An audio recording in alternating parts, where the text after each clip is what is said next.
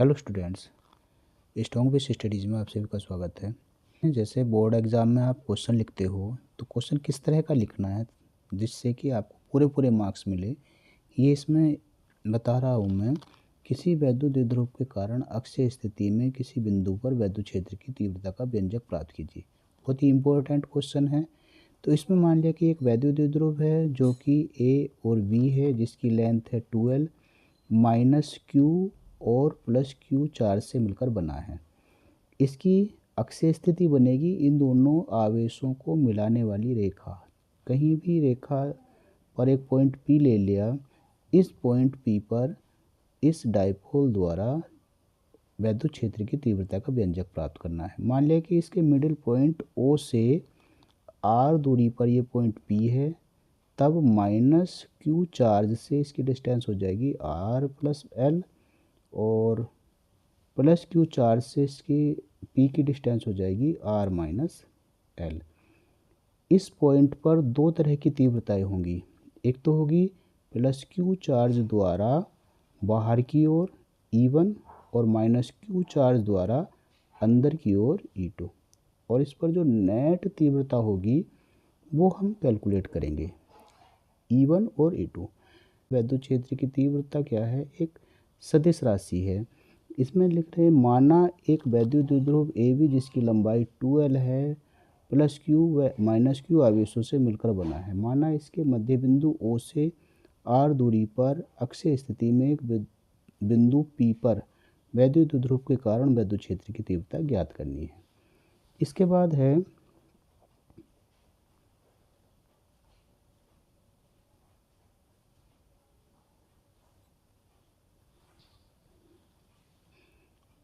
Plus Q के कारण बिंदु P पर वैद्युत क्षेत्र की तीव्रता। तो ये बाहर की तरफ होती है प्लस क्यू के कारण, क्योंकि जो वैद्युत बल रेखाएं हैं बाहर की तरफ होती हैं प्लस क्यू के द्वारा। तो AP दिशा में आ जाएगी, ये आ जाएगी E1 equals 1/4 pi epsilon not Q upon R minus L का होल स्क्वायर, तथा माइनस क्यू आवेश के कारण बिंदु P पर वैद्युत क्षेत्र की तीव्रता जो आ जाएगी E2 इक्वल्स आ जाएगी 1/4 पाई एप्सिलॉन नॉट के Q upon R plus L का होल स्क्वायर। ये डायरेक्शन हो जाएगी इसके अपोजिट डायरेक्शन P से B की दिशा में।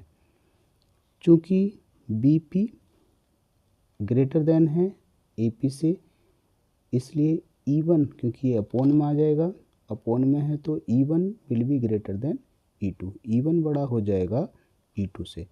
अब बिंदु P पर परिणामी तीव्रता E इक्वल्स आ जाएगी बड़ी संख्या में से छोटी संख्या घटा देंगे E1 माइनस E2, दोनों की वैल्यू रखेंगे। दोनों की वैल्यू रखने के बाद Q कॉमन ले लेंगे, 4 पाई एप्सिलॉन नॉट K भी कॉमन ले लेंगे, और नीचे आ जाएगा R माइनस L का whole square into R plus L का होल स्क्वायर। जब इसको एक साथ लिखेंगे ये आ जाएगा R square minus L square का होल स्क्वायर, ये LCM हो गया।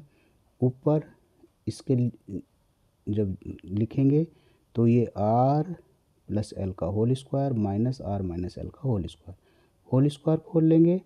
इसमें R स्क्वायर से R स्क्वायर, L स्क्वायर से L स्क्वायर कैंसिल हो जाएगा, और इस तरह से ये आ जाएगा ब्रैकेट के अंदर 2Q into 2L into R upon R square minus L square.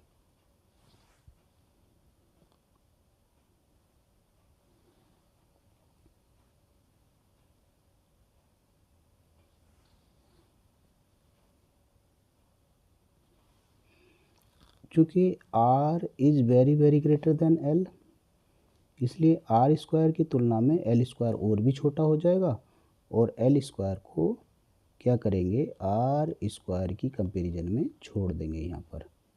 जब इसका नगण्य मान लेंगे तो ये आ जाएगा E equals 1/4 pi epsilon not के 2P, Q इंटू 2L हो गया था P वैद्युत द्विध्रुव का आघूर्ण, 2P into R upon R की पावर 3। ये R की पावर 4 था तो ये R से पावर 1 कट गई थी। इस तरह से अक्षीय स्थिति में आ जाएगा E equals 1/4 pi epsilon not के 2P अपॉन R क्यूब।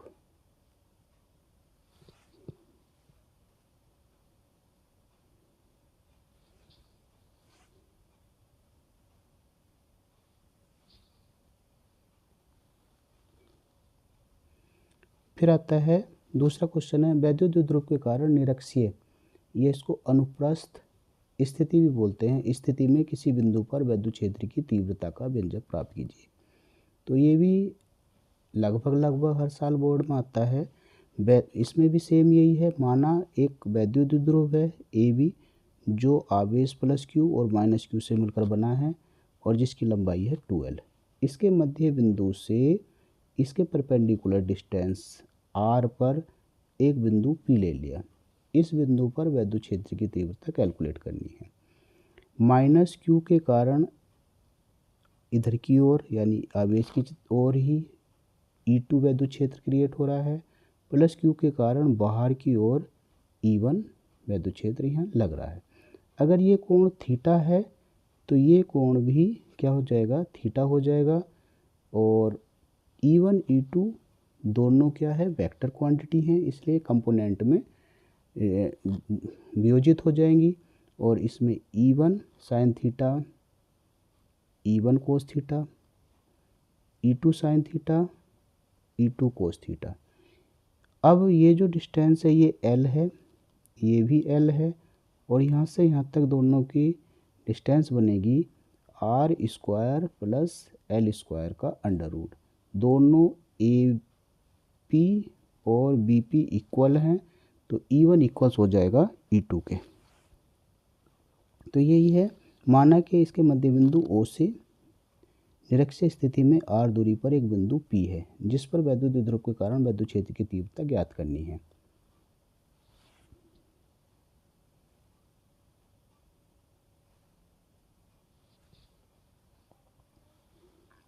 अब चित्र से AP बराबर BP equals under root r square plus L square, या AP बराबर BP, ये दोनों डिस्टेंस क्या हैं, बराबर हैं, r square plus L square की पावर हाफ, अंडर रूट में लिख लेंगे, पावर हाफ लिख लेंगे। बिंदु P पर प्लस Q के कारण तथा माइनस Q के कारण उत्पन्न तीव्रताओं इसमें E1 E2 के दो दो घटक बन जाएंगे। जैसे अभी मैंने बताया था, E1 sine theta, E1 cos theta, E2 sine theta and E2 cos theta, ये बन गए। अब E1 साइन थीटा और E2 साइन थीटा एक दूसरे के बराबर और विपरीत हैं, तो ये एक दूसरे को कर देंगे कैंसिल। अब बिंदु P पर जो नेट तीव्रता होगी वो इन दोनों के योग के बराबर हो जाएगी।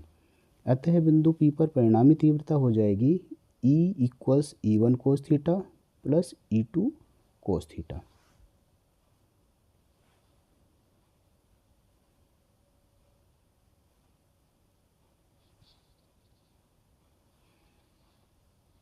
अब जो है बिंदु P पर परिणामी तीव्रता ये आ गई। अब E1 इक्वल्स E2 है, क्योंकि दोनों AP इक्वल्स BP था, जो चार्ज था दोनों सेम क्वांटिटी में थे, इसलिए E इक्वल्स आ जाएगा 2E1 कोस थीटा। E1 की वैल्यू रखेंगे Q अपॉन R स्क्वायर 1/4πε0 के Q upon R square. R की जगह हम रखेंगे R square plus L square, और जब इसका स्क्वायर करेंगे, ये पावर हाफ थी तो यहाँ पावर इसकी 1 हो जाएगी, इंटू 2 कोस थीटा, 2 इधर मल्टीप्लाई हो गया कोस थीटा में। कोस थीटा की वैल्यू रखेंगे उस ट्राइंगल से L upon R square plus L square की पावर हाफ। इन दोनों को मल्टीप्लाई करेंगे, गुणा में घाते जुड़ जाएंगी, तो इक्वल्स आ जाएगा 1/4πε0 के 2QL upon R square plus L square की पावर 3/2। अब फिर वो ही कंसेप्ट लगाएंगे, R जो है बहुत ज़्यादा बड़ा है किससे, L से, तो R स्क्वायर और भी ज़्यादा बड़ा हो जाएगा L स्क्वायर से, और R स्क्वायर की तुलना में L स्क्वायर को क्या कर देंगे, नगण्य मान लेंगे, छोड़ देंगे इसको, और जैसे ही इसको छोड़ेंगे ये पावर अंदर मल्टीप्लाई हो जाएगी। पावर मल्टीप्लाई होते ही L तो छोड़ देता हमने, 2 के साथ मल्टीप्लाई होकर के आ जाएगी 2 इंटू 3/2, इससे ये कट जाएगा, पावर 3 आ जाएगी। तो इस तरह से E इक्वल्स आ जाएगा 1/4πε0 के P अपॉन R³ न्यूटन पर कूलम। ये हो गया निरक्षीय स्थिति में। तो इस तरह से दोनों ही क्वेश्चन बहुत इम्पोर्टेंट हैं, एक बार और देख लेंगे, स्क्रीनशॉट ले लेंगे।